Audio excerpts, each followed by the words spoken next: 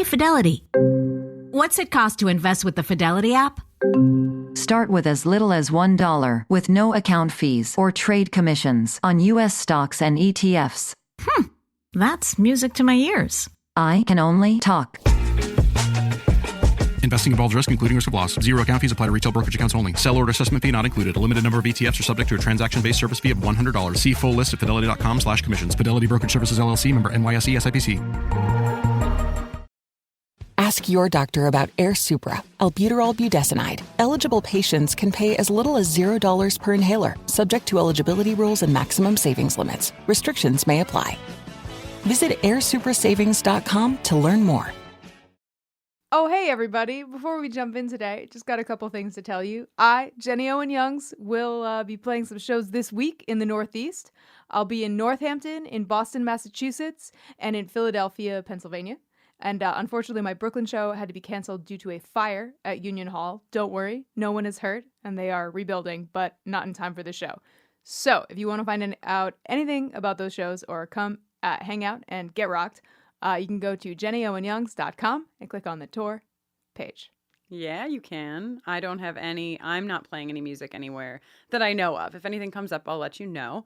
But before we go into the episode, we also just wanted to say a special thank you to all of our patrons who are supporting our work on Patreon. We've had our Patreon page for how long now? Since January. Since January, so a few months, and so many of you have supported us over there in that space at the $1 or the $5 or the $10 level. There's obviously super fun stuff that you get at those levels, in addition to just supporting this. You get MP3s in advance of the weekly songs. Something that we keep forgetting to mention and that so many of you have used in the last few weeks is that you get merch discounts in the store, which has been very relevant to many of your interests as of late.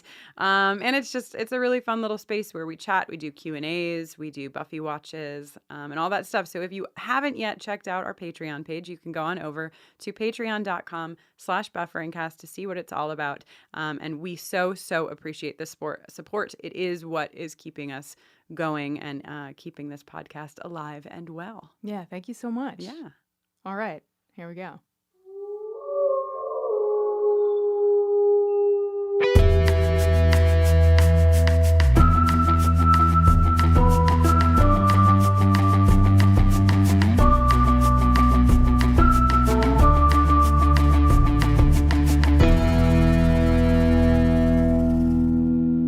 Hello and welcome to Buffering the Vampire Slayer, a podcast where we are watching and discussing every episode of Buffy the Vampire Slayer one at a time. I am Jenny Owen Youngs. And I am Kristen Russo, and this week we're talking about Season 2, Episode 12, Bad Eggs. Stay tuned at the end of this podcast every week for an original song written by us recapping the Buffy episode we're discussing. It's interesting that we say recapping. Maybe not this week. Well, I mean, we'll talk about it. We'll talk about the song before we get to the song. Song's a little special this week.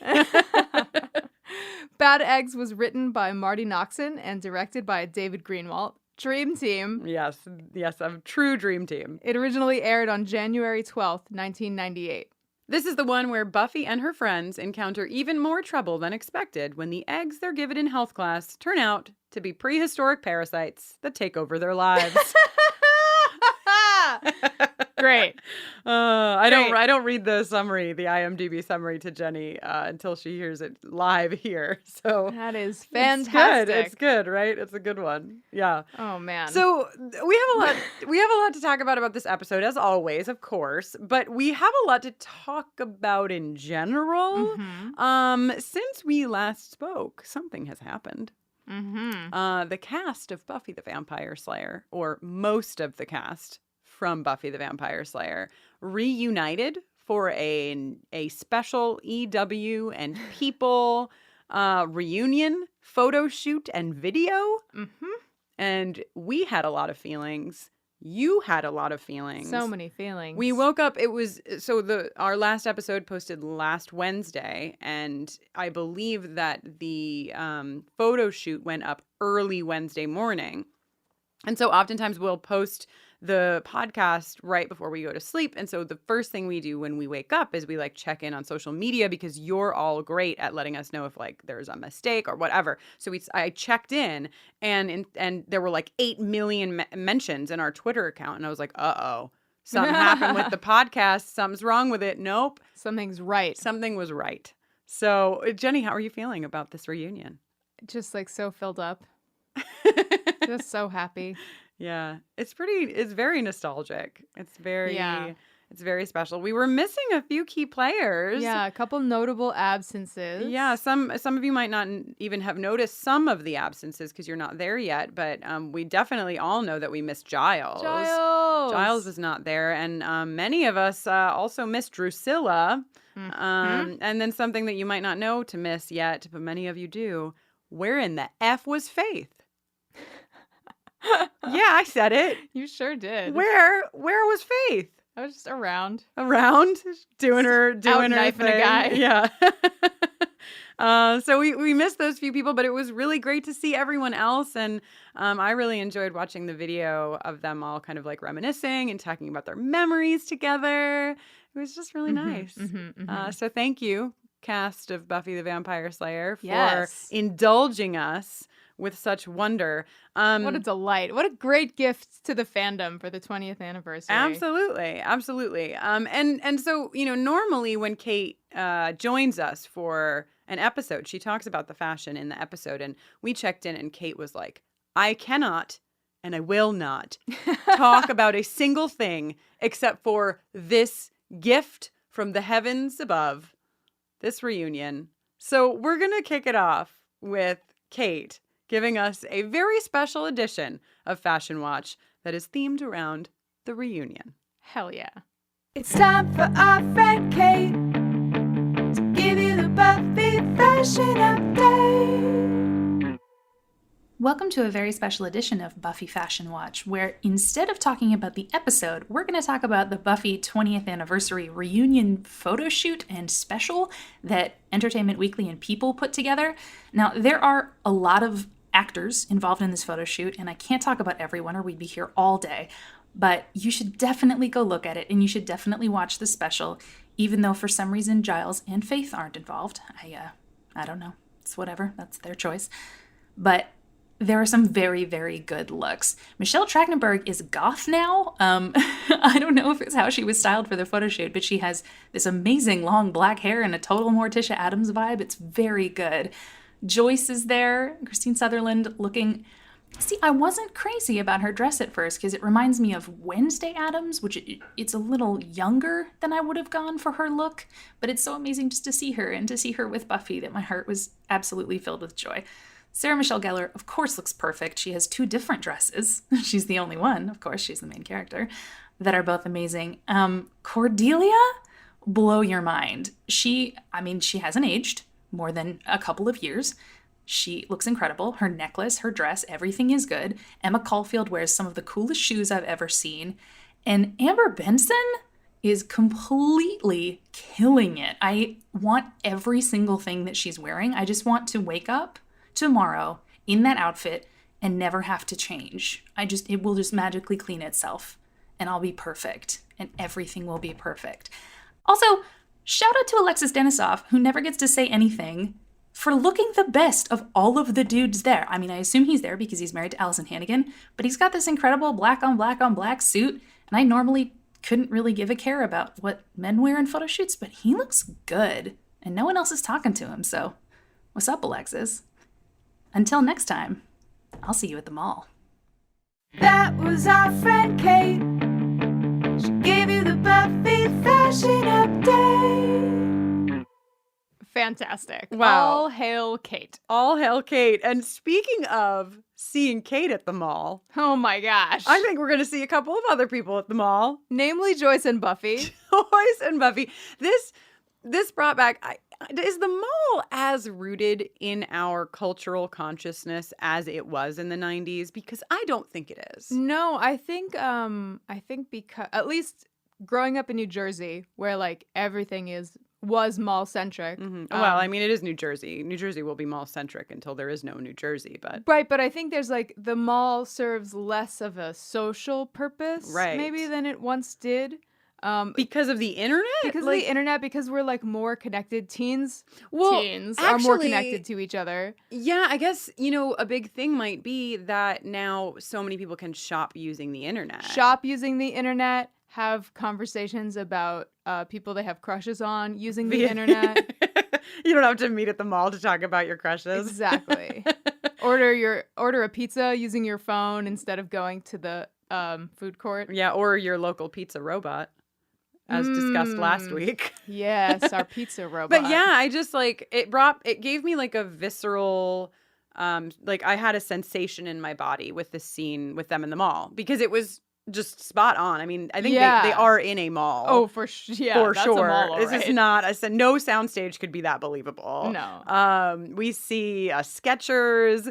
We see what we know to be a Claire's boutique. Yeah, there's a Gap. Mm-hmm. It's all happening, and then they're in the food court eating broccoli and fries. I couldn't tell what it was. I thought it was like some Panda Express vibes. Oh, that would add up with the broccoli for sure. Right, so maybe it was rice and broccoli. Panda Express. I'll tell you what I loved was a Panda Express. I did, and I feel like maybe I've even talked about this on this podcast before, but to save money, I would go to the food court to the Panda Express, and I would get just white rice and soy sauce. And I would take my soy sauce and my white rice back to Aussie Outfitters t-shirt store where I worked. And I would sit on the floor behind the cash register and I would eat my white rice and soy sauce because it's very filling and it costs like $1, Salty rice. Salty dollar rice. Oh, I lived on salt. If it wasn't that, it was ramen, Wow. Teenagers love some salt. God, I just ate pizza.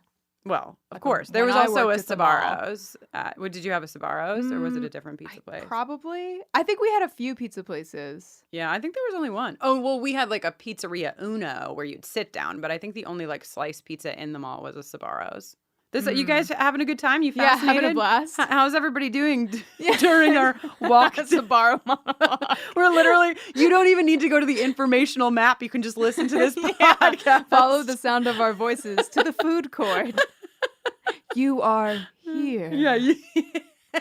Wow, that was very like welcome to Night Vale of you.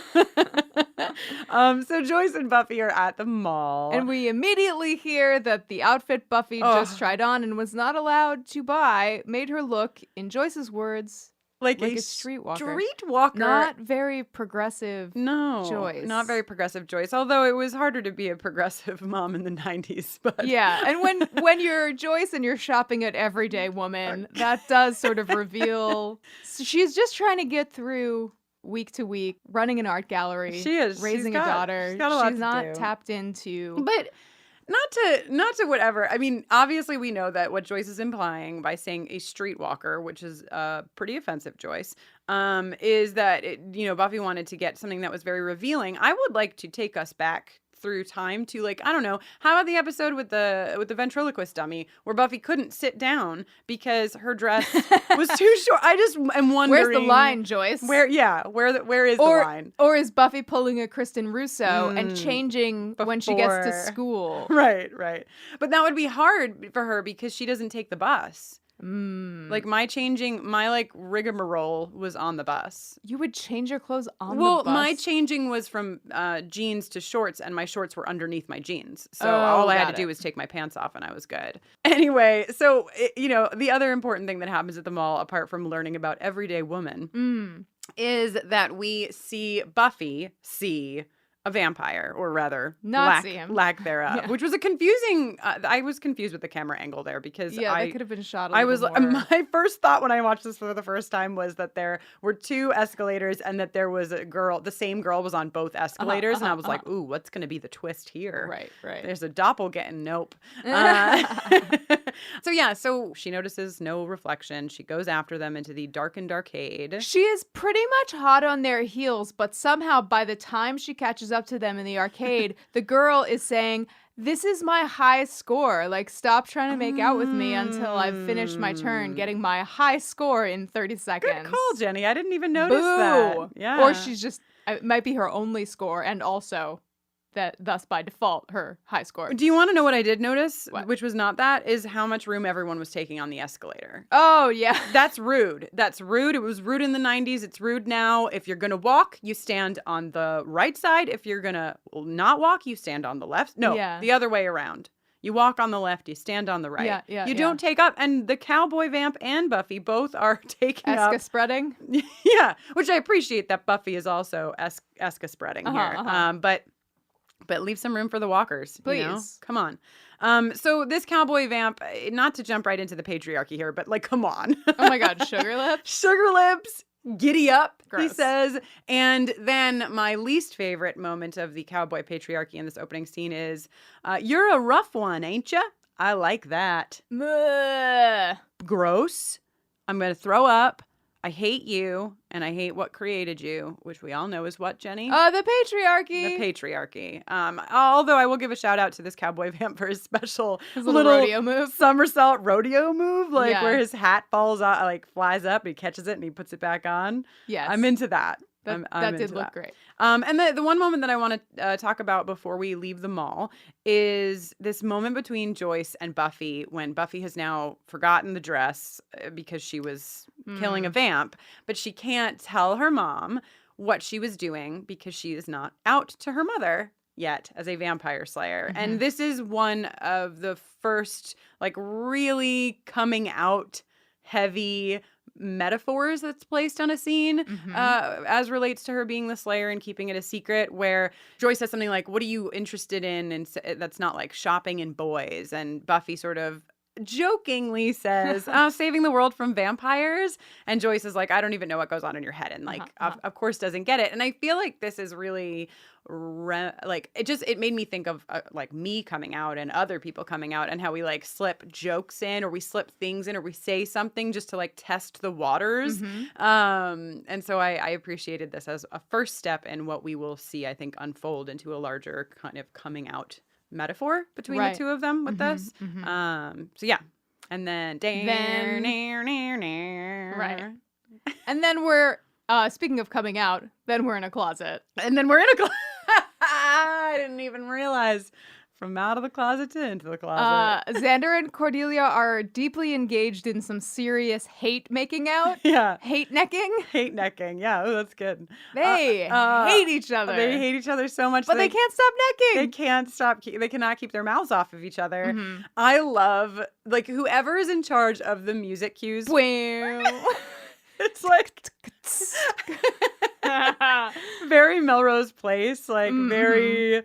and something fun in this scene is that it starts off with Xander being an asshole and saying, could you just stop talking? I don't want to hear you talk. I just want to make out with you, which is a classic patriarchal trope. But then Cordelia, without missing a beat, is like, yeah, could we turn the light off? Because I don't want to look at your face. And Cordelia, what I really like is that Cordelia is completely nonplussed by, she is not affected at all by Xander saying, stop talking. She's like, whatever. And then as soon as Cordelia says, I want to turn the lights off, then they have to have a conversation. They have to have about a conversation. Xander's feelings got hurt. Xander's feelings got hurt. Oh, poor Xander. Must be hard. Yeah, it's hard. It's hard to be a man in a closet. Well, I guess it's hard to be a man in a closet. I didn't. Okay. Moving along. So they fight, and then they're like, screw this. You're disgusting. You're disgusting. I'm out of here. And then they reach for the doorknob and their hands touch and the music kicks back in. Wham. It's good. It's fun. Cut right to a lot of really great. We don't talk a lot about the editors as we talk about this show, but really great editing and writing, writing the transitions here. Hell yeah. Where we cut in and out of scenes. And this one, of course, goes right from that closet makeout scene to Sex Ed. And Jenny, the first time, I keep saying the first time we watched it because we actually watched this episode not once, not twice, but thrice. 3 times. 3 times a lady. We watched Bad Eggs because whatever. You don't need to know why we watched it 3 times. We watched it 3 times. So the first time we watched this, you were like, did you ever get Sex Ed that was this comprehensive? And frank and direct? No, I did not. And I don't think many people do. I mean, we didn't get we're kids are embarrassed. The teachers are embarrassed. There's just a lot of yeah, nobody wants to talk about it. And this teacher's crushing it. Mr. Whitmore, shout out. You rule. You rule until you try to kill everyone. Well, that's not really him. That's Bazaar. The Bazaar. Okay, that's true. Also, I don't believe, once we get into Cordelia and Xander using this class as an excuse to insult each other, I don't believe for 1 second that Cordelia doesn't floss. Yeah. That was just a shot. Xander was reaching for anything and lying. Yeah, because Xander's feelings got hurt. Xander... Our Xander ringtone is just going to be your poor Xander noise on loop. Aww. So right. So there's this back and forth. Something that I love in this scene also is Willow.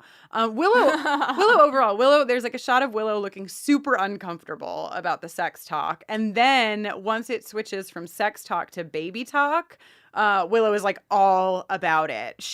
So no one has ever been more excited to raise a baby egg than Willow Rosenberg, oh my gosh. right? Like no one. She's just so delighted, which is fun, which is like a fun little character trait for Willow that we haven't seen. And this is the first time also, speaking of character things that we learn about Willow, this is the first time that we learn definitively that Willow is Jewish. Oh, right. She's gonna raise her egg to be a little Jewish egg. And teach it that dreidel song. Which is troublesome, but also like I feel very confident in saying that that's exactly what Xander and probably myself in 1997 would have known about the Jewish faith was the dreidel song. I just want to mention in doing research for this episode that we did know that Willow's last name was Rosenberg. Mm-hmm. So it was like a hint that possibly she could be Jewish, but wow.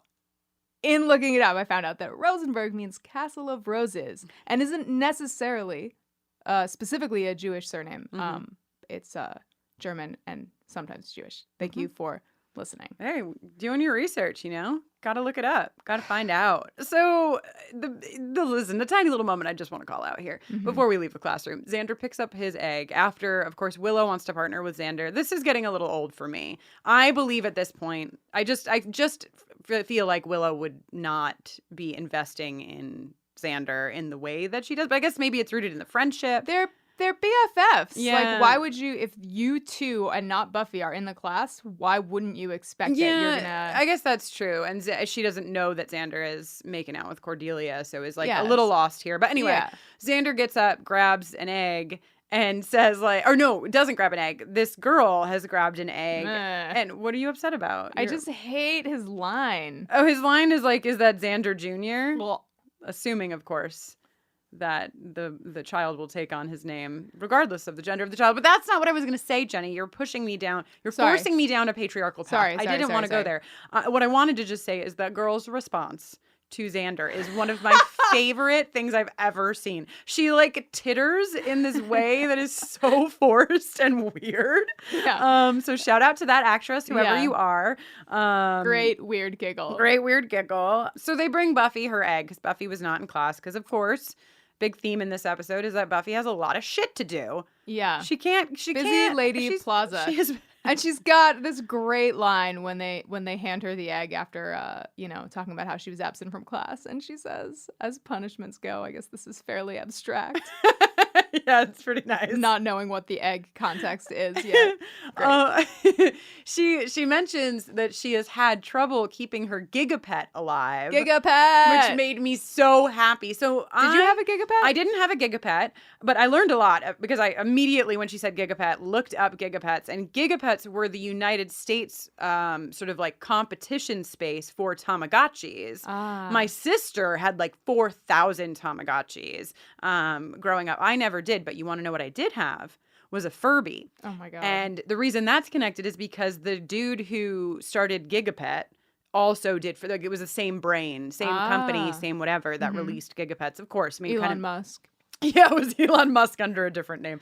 Early AI from Elon Musk. But yeah, if you are not a child of the 90s, you might not know what a Gigapet or a Tamagotchi is. You probably know what a Furby is, but Tamagotchis and Gigapets were sort of, essentially the same idea as this class is going through with the egg, except for it was electronic. Right. That you had to feed and care for this pet, this electronic pet, and keep it alive. And they were all the rage They were super fun. I think, people like when you're younger, you like to have things where my favorite video game growing up was Zelda. And it was because Zelda was the only video game that I had at the time that would continue, like where you could it would save where you last were and you could continue with it. And I feel like that was a newer concept, right? Like even television, you couldn't like pause television and then continue it later. Right. It was all sort of very immediate. And so I feel like the reason that Tamagotchis and Gigapets and Furbies were so exciting to us is because it was like an ongoing situation. Right. That like if you didn't feed your pet, it could die. And Buffy killed hers. And you know who else killed hers? Allison Russo, my sister. Definitely killed her Tamagotchis. Anyhow, that was my little Kristen's Gigapet corner is now finished. That was great. Looking forward to the next segment. What exactly does it mean when Buffy's going over her nightly checklist for this egg? Feeding, burping, diapers. She's just carrying an egg around in a basket. Yeah, I think that she just has to go through her check. Like, I think their assignment is to like go through their checklist so they're at least like cerebrally aware of the process. I think this exercise could really be improved upon. Would you call it an exercise, Jenny? I gotta go. Yeah, me too. Joyce, I'm skipping ahead a little bit, but Joyce makes a really great mom joke, speaking of me making a mom or dad joke, when Buffy's really tired. And she says, "Did the egg keep you up all night?" Shout out to Joyce. Yeah. Holding down those mom jokes. Some solid parent joke. Yep. Gotta material. love it. Why is Buffy so tired? Why, of course, it's because in the middle of the night. No. Knock, knock, knock. Rap-a-tap, tap, tap. No. Oh, is this egg actually, does it contain a baby velociraptor in Jurassic Park? No, it contains a long finger that turns into a long hand. Jenny, no. I didn't write it, Kristen. It's not my fault. You guys, I'm gonna go out on a limb here and say, and I might correct myself as I go through this rewatch with all of you, because maybe I've forgotten something, but I think this might be like the most upsetting thing that exists in the series for me.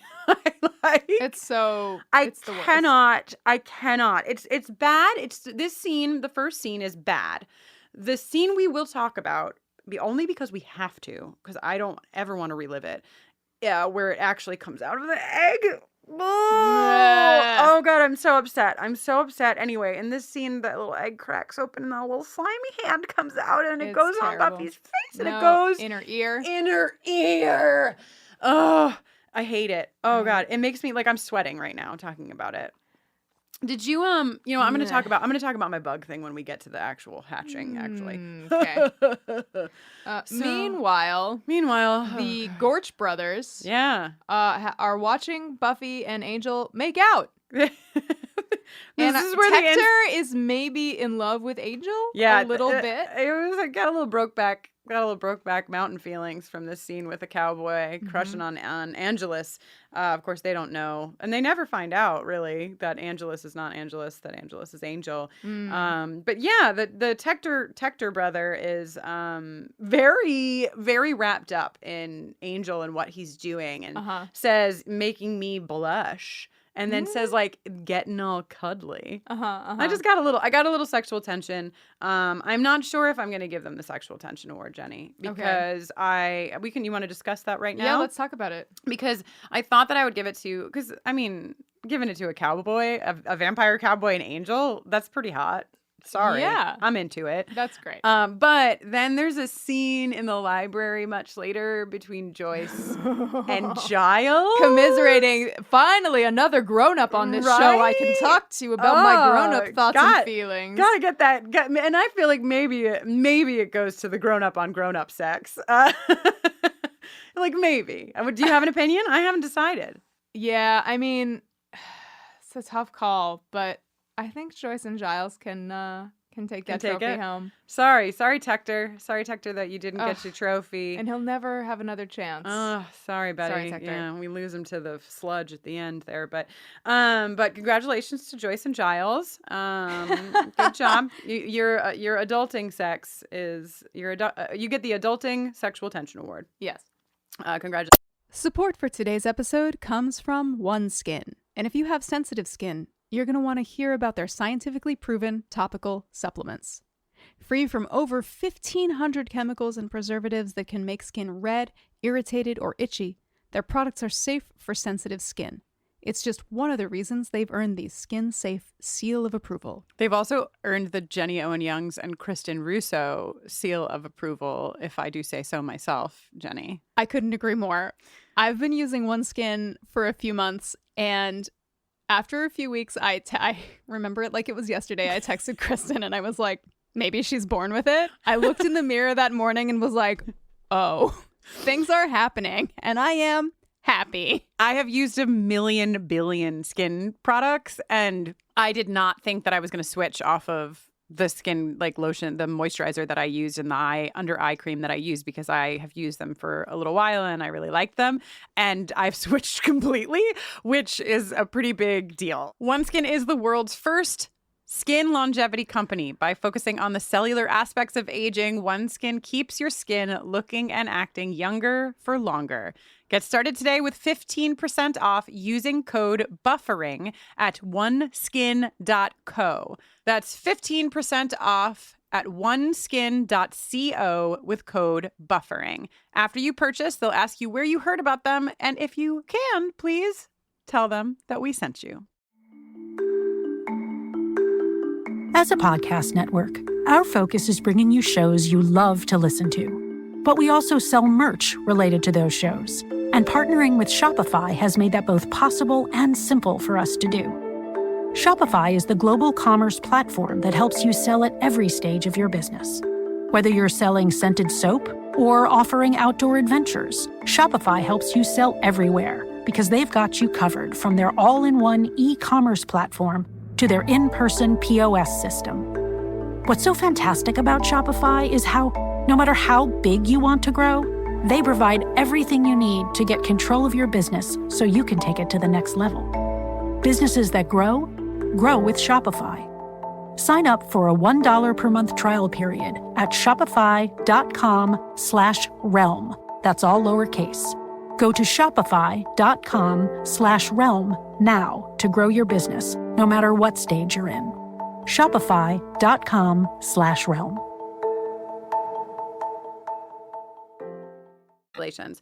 Speaking of adulting, that is a thing that Buffy is not doing in her bedroom, and specifically in her bed, which is covered from like... Oh my God, stem to stern with stuffed animals. I was trying to think of stem to stern, and I didn't want to take the time to ask you to help me remember what it was, and you just did it anyway. So marriage. Thank you. Marriage.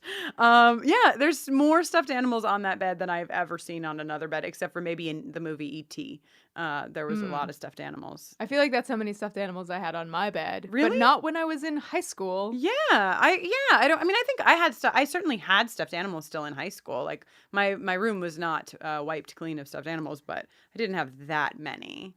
Like a lot of stuff, and I'm not judging. I'm not judging Buffy. I just think it's an interesting character point, you know, and it probably serves on like a larger scale to really remind us of the constant duality of Buffy. I mean, I think that's a big adult responsibility. Yeah. Meanwhile, like letting us know that, or reminding us that she is not an adult, that she is still a young person, and sort of, I think that's probably why they're there. But she's old enough to talk about whether or not she can envision herself having children and when. Yes. Oh, there's a lot of making out in this episode. So much. One would think that Angel and Buffy would have been up for sexual tension. But they weren't even considered by the board. That's not how that award works. No. But they do a great job. I'm going to give them thumbs up for their making out in this entire episode. I'm into it. You know, sometimes people make out on television. I don't like it. Yeah. Well executed making out. Very well executed. And we know a fun fact, I think we've actually mentioned it on the podcast before, that David Boreanaz and Sarah Michelle Gellar would very often, and very notably, like people know this about them, would eat onions and garlic and all sorts of things to like pull pranks on each other when they had to do these extended makeout scenes, which is pretty enjoyable. Yeah, great. I love that nice idea. Because I always, like, you know, the idea of being an actor and having to like make out with somebody is, I don't know, it just makes me feel like maybe you'd be nervous. Yeah. Maybe it'd be a thing. I don't know. But once somebody starts pranking you, it takes all the takes the edge right off. So yeah, making out. Oh, did I miss? I want to make sure that I give a shout out to not only my satisfaction with the makeout scenes, but my especially wonderful part of their making out is when Angel pushes Buffy up against the headstone or that was your favorite thing. You mentioned it every viewing. All three viewings. I just like it. It's like if you're gonna make out with me in a graveyard or a cemetery, and you don't use the tombstone or your God-given props, come on. So thank you. It's only right. Yeah, so Great thank job, you, Angel, for making sure that everybody got what they needed here. How about when Cordelia comes into the library trying to lure Xander to go look for Mr. Whitmore in some closets? And Xander's like, what's going on? Is it Barrett Appreciation Day? Yeah. What? It's a really great exchange for both of them. Really good. Their digs, and there's something to be said. I haven't really thought this through yet, but like there's something to be said about the way that Cordelia handles Xander that to me I think makes Xander more palatable. Yes. Because he is doing these Xandery things that make us feel all sorts of feelings. Like, why do you have to do that to Cordelia? But Cordelia just like always has a one-up, always has a retort, always kind of throws it back. They're like equally matched, in that sense, in that like back and forth sense, which is refreshing and wonderful. And I love her closet monologue. More than most things, I do. I also really love how she comes in and says that the teacher is missing and like nobody really cares, and so she just decides to up it to presumed dead. And presumed dead by who? Me. Great. And that Giles knows Cordelia enough at this point to also say that, right? To say like, by who? Cordelia. Can we give Cordelia her jingle? She does a great job. I just love her. I love her, and I love this little. She has a couple of soliloquies. Oh my god, the bear backpack. Backpack soliloquy, the closet soliloquy. All in all, she earned a jingle. A+ episode. Here we go. Cordelia, I love you, Cordelia. You're perfect, Cordelia.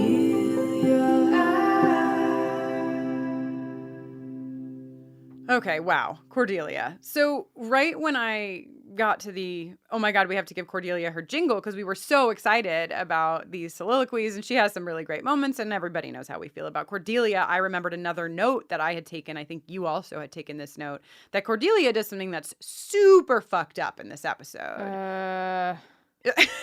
The worst. Good feedback, Jenny. Thank you. But she, right after the bear soliloquy, right after she has this great moment, she turns away from Buffy and sees a friend of hers, or we don't even know if it's a friend of hers, but we assume it's a friend of hers, on campus, on Sunnydale High School campus, who is a black student, a girl. And she says to her, nothing else. She just says, "Is that your real hair?" Cordelia. No. What are you doing? And like, this was upsetting, obviously. I mean, this like, a trope is the wrong word, but this like experience between a like white person and a black person that is centered around the black person's hair and whether it is real or not and how it feels and how you do it and how blah, blah, blah, blah, blah. And the entitlement of the white person to feel very comfortable to ask and feel like they deserve an answer to whatever they may ask. Yes, to this information is, something that we know, Jenny and I know, because, we've taken it as our responsibility to like, learn things and explore race and race relations and things like this. And obviously, Cordelia is a character that has not done this work. And that's kind of, it brings me to like the other piece of this, which is this is a script that has been written by people, and Cordelia could have said anything to anyone at this moment. And so, it feels very pointed and very like put there for a purpose. Certainly, I do not believe that this was put here in a completely tone deaf manner by the writers. Maybe it was put there to highlight Cordelia's tone deafness. Yeah, I think so. But what's the context? And Like, that's the thing is that, like, if you're gonna, like, I feel like there's a way to contextualize Cordelia's character in a way that is not also incredibly racist, because then there's no unpacking of that, of course. I mean, they're not going to unpack this moment. Right. So even though it might have been done intentionally, it's still very upsetting, because if you're going to put a moment like that there to underline a character trait, you, I think, also have the responsibility to unpack that more, because probably millions of people have watched this episode, and so many of them did not have the kind of like education or awareness that you and I have, or that some people have around race, and didn't even recognize this as a troublesome thing. Mm-hmm. So I'm upset about it. I'm upset. Cordelia, you got your jingle because I got excited. I forgot. But this is upsetting, and this is something that at least we unpacked a little bit here. But I think, you know, in terms of writers' rooms, if you're going to put something like this in as a character trait, it cannot just be this standalone moment that has no discussion around it. That's not acceptable. You know what else isn't acceptable? Tell me what. That egg! Buffy comes home. No. I'm so sorry. Go ahead, fine. It has to be this way, Kristen. Oh, God, I'm Buffy so comes upset. home from patrolling / making out, and her egg is all tick, tick, No. tick, tick, tick, tick, tick. I hate it so much. Yeah. And I'm then, like clawing. and You can't then- see me, but I like am pulling the skin on my face. Kristen is bummed. Instead of poking out its long finger again, this time the new approach is that it pops its top half off and then sproings out. No, sprung! Sproings out directly in Buffy's face. Why, God, why? This is truly the worst. Can you just pause for a second and take a picture of me right now so that we can show them what I look like while you were talking? Yes. Okay. So we'll put that picture up on our Patreon page for everyone, supporters or non-supporters alike. You can go on over to patreon.com/BuffRankcast and see what I visually look like. Kristen in a state of horror. A state of horror. iPhone photograph. Can I 2017. have stuff to say about this scene, but like, can I take a moment, speaking of things that are going to go up on Patreon, to say something that will make me feel better, to help me get through the egg scene? Yes. Okay, you guys, yesterday I went to the GLAAD Media Awards. If you don't know about GLAAD, they're awesome. Their entire mission is to work with the sort of like media at large, the television industry, movie industry, etc., and ensure that the portrayal of characters is representative of LGBTQIA people, and not only that it's representative, but that when it is, when there are queer characters and trans characters, that those characters are handled responsibly, and so on and so forth. They're wonderful. Mm-hmm. I also learned that they do, that they like work on helping to shape news stories. Like, you know, if there's for example, there's a university in Texas where the student body president was just elected, and he is an out gay man. And Rick Perry is an alum of that university, and Rick Perry like lost his shit and was like, "Oh, yeah, oh, poor Rick Perry." And so GLAAD stepped in as like Rick Perry was losing his shit and the whole thing, to help this guy. Bobby Brooks is the guy's name, and the college is Texas A&M. So basically GLAAD stepped in to help him shape this story as well, and got him like an exclusive with the New York Times, and they just do really incredible work. Anyway, my point was not to talk about GLAAD's work, although I'm happy to. My point was to tell you that yesterday I was at the GLAAD Awards, and someone else was at the GLAAD Awards. Who was it? Luke Perry. Oh my God. Luke Perry. Who? Luke Perry. Wow. Was that a lot of people were at the GLAAD Awards, you guys, like Judith Light and Mary J. Blige and the cast of Moonlight, and like, I mean, there were a lot of people, but like, also Luke Perry. But also Luke fucking Perry, who, if you're a child of the 90s, you know, there's very few celebrities that like make me have a lot of feelings. There really are not many. Luke Perry, every feeling in my whole body, all the feelings. And he came down the red carpet, and I said to him, hello, I have a Buffy the Vampire Slayer podcast and I would love to take a selfie with you. I said other things to him. We like talked about hope and like we had a whole conversation. But the relevant part of the story to you all is that I told him about this podcast and I asked him to take a selfie, and this gentle, loving, wonderful, nice man, he was just so nice. He said, we can't take a selfie. We have to take a prom photo. And he put his arms around my body. So gently. And he held what should have been my hands, but wound up being my arms because I couldn't move my body. I was so overwhelmed. So my hands, I cropped the photo so you can't see how awkward I am. But if it were uncropped, you would see that my hands are like 4 feet below his hands, just like straight down. I'm like so terrified. But he held me in his sweet, gentle arms. Oh my God. And we took a prom photo, and only later did I realize that not only had I just taken a prom photo with Luke Perry, but that I had done it at the Beverly Hilton in Beverly Hills, the zip code What's the zip? Yeah. of which you might know to be 90210. I actually don't know if the zip of the hotel is 90210. I should look it up. But regardless, it was wonderful. And so that picture as well, we will put up on Patreon so that it's in a centralized location. I can't. It made my entire life. I am. If you don't know, by the way, Buffy the Vampire Slayer, the movie, starred Luke Perry, which was the overlap there. And also 90210 used Torrance High School, yes. which is where Buffy the Vampire Slayer high school stuff is shot. Oh, God. I couldn't think about anything else for so long. Like, immediately after that, I ran into Rhea Butcher, who you know from the podcast and also from Fame. And Rhea and Cameron, her wife, was hosting the entire award show. And Rhea was like, hey. And I was like, listen, I can't talk about anything else right now. I need to show you what just happened to me. Like, I can't. I still am not over it. You guys, Luke Perry held me in his arms. Okay. Now we can go back to the freaking bug. The bug is gross. The bug is so gross. The bug. No amount of Luke Perry can make the bug ungross. No. And that's saying a lot. But don't worry. Buffy has great reflexes, and after it jumps on her multiple times, you can't, and skitters around the floor multiple times, things like sproing and skitter. She manages to deftly impale it upon her sewing scissors. Her sewing scissors? I just made up that they were sewing scissors. I just decided they're like fabric scissors from when she was crafting earlier. There's like, listen, the idea of a bug, like a giant lobster clawy bug, jumping on, like I'm getting tingles in my head, jumping on my body when I can't see it and I don't know that it's going to jump on my body. And it's sort of the size and same number of appendages as like a terrible hand. And it just attaches to her back. And the only thing that could maybe be worse than that moment, I feel ill. I can't. I'm upset.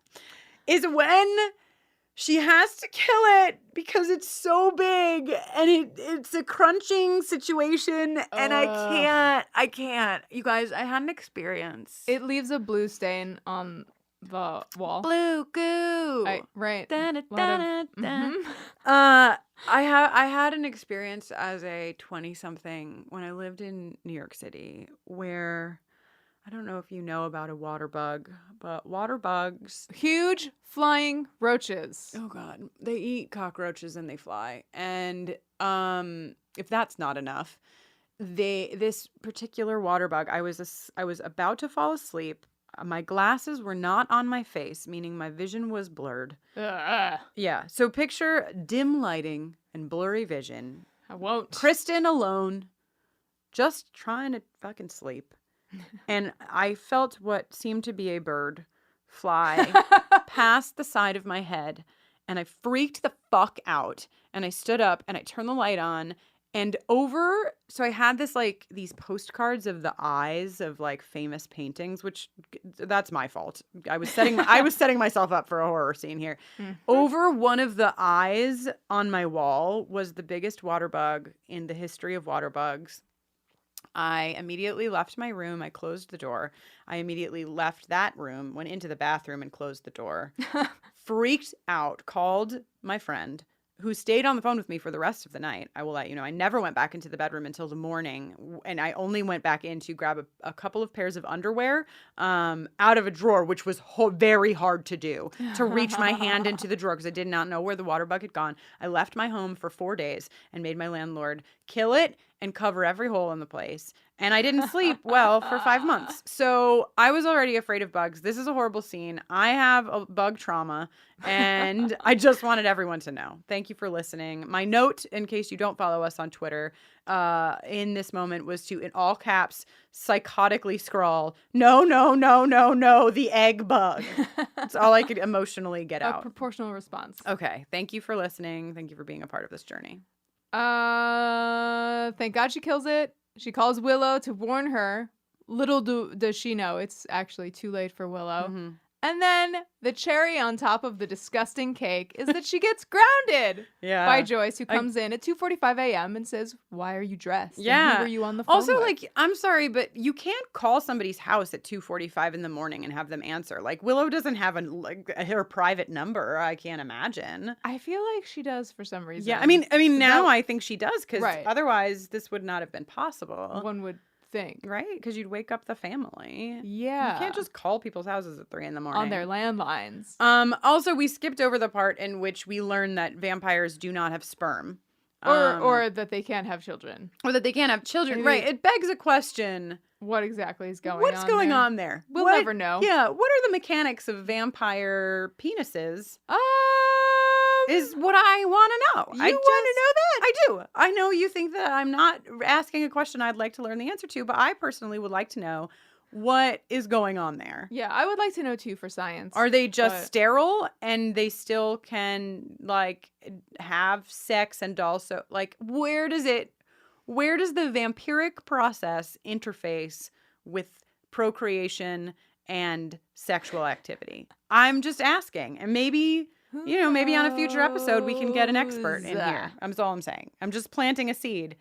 I'm planting a seed. Oh, boy. Get it? Okay. So Angel doesn't have sperm nor seeds to plant. Or seeds to plant. But it's okay because all Buffy wants to see, all Buffy sees in the future is Angel. And all she wants is Angel. This is a very dramatic scene. This is all of Sarah Michelle Gellar's All My Children training. Yes. Is coming to the fore here. The music, the dialogue, the misty eyes, the dramatic pauses. Yeah.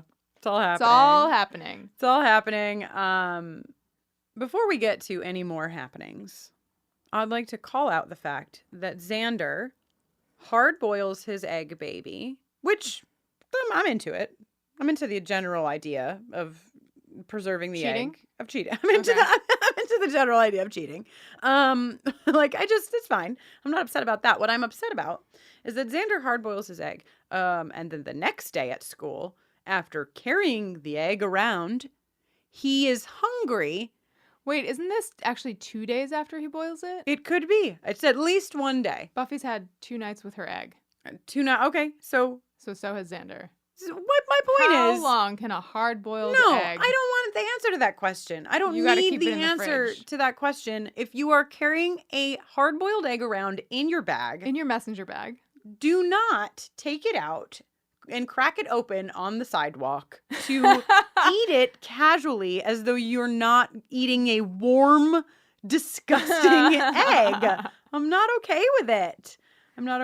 So yeah. The trio, Willow, Cordelia, and Buffy roll up on Xander just as he is having a moment of horror. Yes. They go to the science lab. They go to the science dissection time. Yes, dissection time. Nobody wants to do this dissection. The fucking bug starts coming out of the bear's eyes, which is so great. Very, very upsetting. Xander and Cordelia have a moment that really probably isn't worth talking about, but I'm going to talk about it anyway, where Xander says capiche and Cordelia says, like, what are you, a world traveler now? Which I just really enjoyed because and then of course Cordelia and Willow back together again. Our favorite lesbian duo. Yeah, just cracking skulls. Thelma and Louising it up here. Yeah, throwing Buffy and Xander into the utility closet where they had so many memories together. Yes, they originated the utility closet makeout. As a spot. Mm-hmm. They did. And they leave him in there with 2 Bazoar eggs. We find out that the thing that's creating these eggs is called a Bazoar. Don't you think it's odd that a gigantic prehistoric parasite happens to produce eggs that are identical in size and shape and color to chicken eggs? What are the odds? Evolutionarily speaking. Yeah, it's true. That Bazoar seems like it would produce a bigger egg. Yeah, or a more gelatinous sort of sack. Okay, that's gross. I agree with you, for but science. I didn't want to hear it. I didn't want to hear it. But yeah, the Bazoar like information surrounding the Bazoar, I think is a little loose. There's here. Yeah. We're missing a lot of pieces. There are some loopholes. But this moment where they're in the lab before they get knocked out, and like all of a sudden they're having a normal conversation. And then all of a sudden, Willow says, "Oh, like maybe they didn't hurt him. Maybe they just used him to get to the Mother Bazoar." and Cordelia does that like weird bend. I think she's leaning down to pick something up to knock somebody out with, but it kind of just looks like after the fingers have come out of the bear eyes, that it's like using like that it's like a puppet is getting a hand put inside of it. Yeah, it's really creepy. I really liked everybody's like zombazoid. Like Giles and Willow with their like middle distance stares. Yeah, it's really good. Everybody does a great job of being bazored.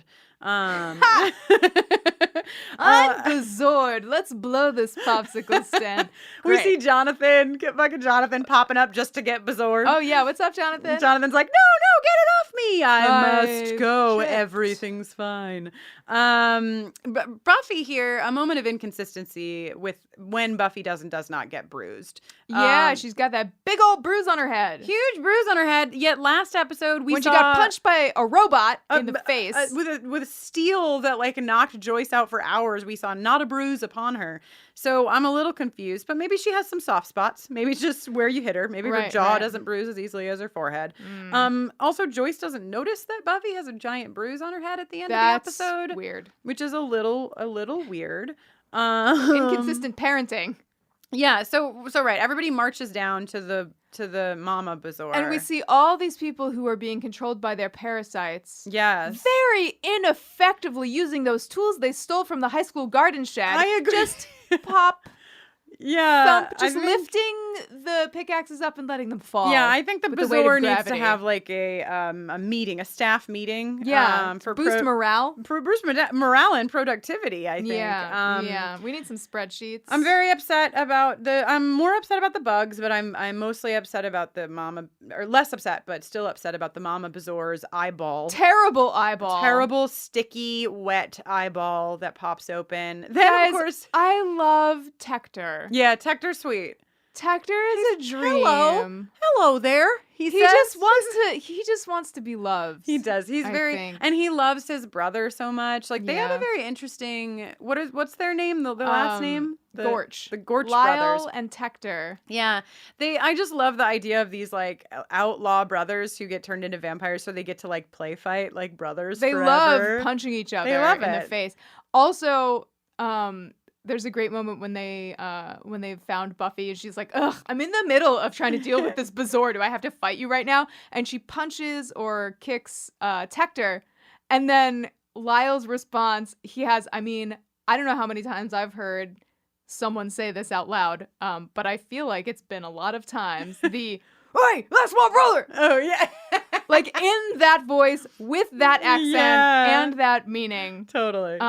He like Lyle in his way also like really cares about Tector. Yeah. And is so mad when the Bazoar just eats him right up. So yeah. So I mean it's a sad thing. I'm not thrilled that the brothers have to be separated. I know they're bad, but like, they're not as bad as the Bazoar, I'll tell you what. Yeah, that's blah, blah, blah, yeah. True. Are we going to talk about the fact that Xander punches Cordelia? Yeah. There's a lot to talk. I didn't think we were going to have a lot to talk about in this episode, but yet here we are. Still having more to talk about. So many racism, problematic and little gopher holes that we keep getting our ankles stuck in. And and I unfortunately I can't talk about it briefly because I have a lot of complicated feelings, because this is not a show where we don't see women get hit by men, and women get hit by women, and men get hit by men. Yeah, there's just a lot of fighting going on. The gender barriers around hitting are very loose in Buffy, and we've seen Buffy get clocked by many a man. Just Ted last episode, but that was upsetting. But there's a particular thing happening here with Cordelia and Xander, and the scene is weird. Like it's not, Cordelia doesn't seem like a huge threat to Xander. To me, right? Did you feel like? Right, I felt like it was more like he was trying to handle her without being physical. Right. And then she punched him in the spot where he had already been hit in the head. Yeah. And he just like loses it. Yeah. It was just like, and because I know a lot of you really sort of pay attention to our treatment of Xander. Some of you are cheering. Just echo cheer. The stadium is full of our supporters. The stadium is full of our supporters, but also there are a lot of people who are like, hey, don't lay on more than you should to Xander. And I just want to say that this scene is weird. It's not just this, he's threatened and so he hits her. And it's also not a very overt, he wanted to hit her, but it occupies this like middle space, and I can't quite figure out why they had to do this. Yeah. Well, it's like they've also been antagonizing each other all episode. Yeah. It's like just like the friction is like palpable. And also, I mean, he just knocked somebody else who is possessed by the Bazoar parasite out, right? Right. And that was an effective way of eliminating that Right. person until Buffy can handle whatever is getting handled. Totally. And he's been knocked out. I mean, Cordelia, the last he saw Cordelia knocked him completely out. Right. So, Oh, is it payback? Right. It certainly. I mean, they have been going jab for jab They metaphorically all episode. They have. So, I don't know. I don't know that we have like a statement or a claim on this scene apart from just kind of saying like, hey, this thing happened. It made us both feel really weird. Yeah. There was a lot in it, and there's a lot that you could say about it from a lot of angles. And what's interesting is that they end the episode with Xander being the one who has gotten hit by everyone, right? They don't talk about Cordelia getting hit. And Cordelia does have a great moment where she's like, did I hit you? Okay, good. Not that I wanted to hit you, but I just didn't want to get left out. I wanted to do what everybody else did, which was hit Xander. But it's just interesting. It's just, a thing we have to talk about. A thing that we don't have to talk about, but that I'm going to say anyway, is neural clamping. What a bummer. That's a combination of words I don't like. Neural clamping. Don't wish to be neurally clamped. No. The idea of being out of control of one's functions is that's like at the root of real horror for me. Oh yeah. Especially Paris. Y'all should check out the Radiolab episode about parasites. Blah, blah, blah, blah, blah. That's all I'll say. Is that your summary? It'll bum. Yeah, that's exactly how it'll make you feel. You know what I want to say? What do you want to say, Jenny? Buffy crawling up out. I have one thing to say because I want to talk about that too. I accept that. And I just have a tiny little thing before we get to, because that's the last thing I want to talk about. Is what I would like to refer to as the Giles Ballet. Oh, so beautiful. It's so beautifully choreographed. If you should go back, if you didn't get to appreciate the Giles Ballet, to the fight scene with the Bazoar and the cowboys and the whole thing. And that's some Martha Graham shit, yeah. Just watch Giles. He so delicately ballets to sachets, forward, one might say. And then back. Forward and then back. And then his entire ballet routine culminates when the Bazoar dies and the babies fall off of them and they all collapse. Yeah. Giles crosses his legs and does this like beautiful ballet fall move. Just a dream crumple. So don't miss it. I hope tickets are free to the Giles Ballet. Just go back and check that out. Okay, now go ahead. Now go ahead. So we don't actually see exactly what happens, but what we assume is that Buffy is tentacled and dragged into maybe the mouth of the Bazoar, and then she pickaxes her way out from the inside and emerges in not quite enough goo, I think, proportionally. But I love it. But it is I think it's great. It's visually covered beautiful. In gunk. Yeah. Looking innard hot gun. as all get out. Yeah, give me a girl who just pickaxed her way Yes. from out of inside of a Yes. monster any day. Any day. And then any give her day. a bruise on her head? Yeah. Ugh. She has battled, she has won, and she is looking good. And you know what makes her look, with the icing on this hot cake, by the way, I'm sorry. I don't know, I got carried away. But the icing on this cake is that not only does she look so great having pickaxed her way out of the belly of the beast, but she looks at the cowboy and he looks at her and says, yeah, I'm good. Oh, yeah, it's over. I goodbye. understand now that you are 1,000,000 times more powerful than my sorry ass, and I'm going to run away. Yeah. Whew. You know who Buffy is not more powerful than? Who? Joyce. Now she's even more grounded than she was before. She's so grounded, but you know, she doesn't care about being grounded at all. Because she can just make out with Angel Through the over window. her windowsill. Forever. Oh, I great. could watch the two of them make out all day. You know, the only thing that would have made it better is if they made out while she was still covered in the black goo. That would have been ideal. Yeah, it would have been good. So Perhaps in a future episode. Perhaps. So wow, bad eggs. What an episode. It brought out more in us than I thought it was going to bring out. I Ditto. didn't think that a lot was going to come out of this episode, and here we are, having chatted about all manner of whatnots. Yeah. One thing I want to say before we round the bend into our song and all of that good stuff is I'd like to talk about the song for just a minute. We can do whatever we want with these songs. Yes, we can. We can do whatever we want, but we have been giving you a particular thing, a particular length and a particular amount of words. Right. For the most part, up until this point. But we were struck by a certain kind of inspiration from this episode. And so the song that you will get today is a little shorter. Yeah. Has a couple less words. But we just got tickled. I think, we were both too tickled to not allow it to be what it desired to be. Yeah. So we hope that you will enjoy it as much as we do. Please.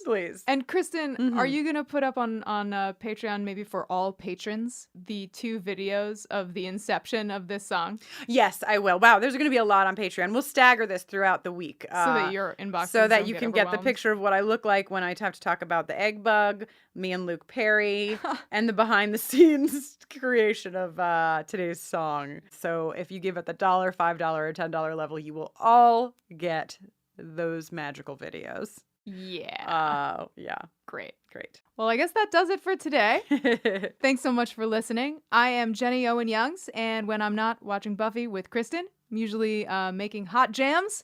You can learn more about me at jennyowenyoungs.com/buffering, and you can give me a shout on Twitter at Jenny Owen Youngs. Yeah, and don't forget to go see her if you're in Northampton or Boston or Philadelphia. Yes, please. Yeah, it's coming up. It's like today, tomorrow. Soon. Really soon. Very, very soon. I am Kristen Russo, and you can follow me on Twitter or Instagram, for that matter, at Kristen Noeline, KRISTIN NOELINE. Had you followed me in either of those places, you would have known about Luke Perry right away. I talked to no one until I got those up on social media.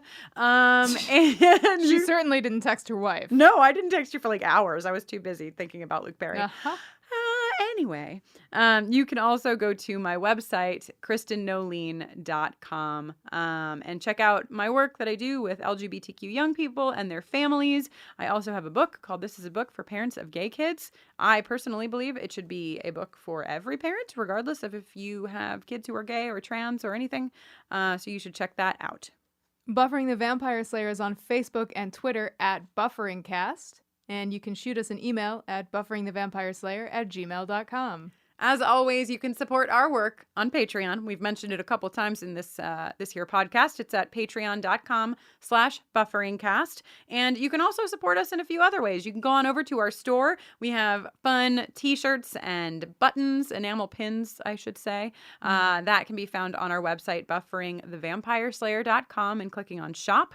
And of course, if you go on over to iTunes and leave us a review, we will be so happy. That helps other people find the podcast. It does. Who might not know about it, and is really, really helpful. And let's be real, we are working at building the biggest Buffy community that we can possibly build, made from old Buffy fans and new Buffy fans alike.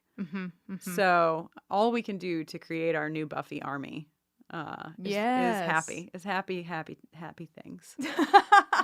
Yep. Well I'm good at said. talking. That's why I have a podcast. Beautiful, articulate wife. Until next time. Ow!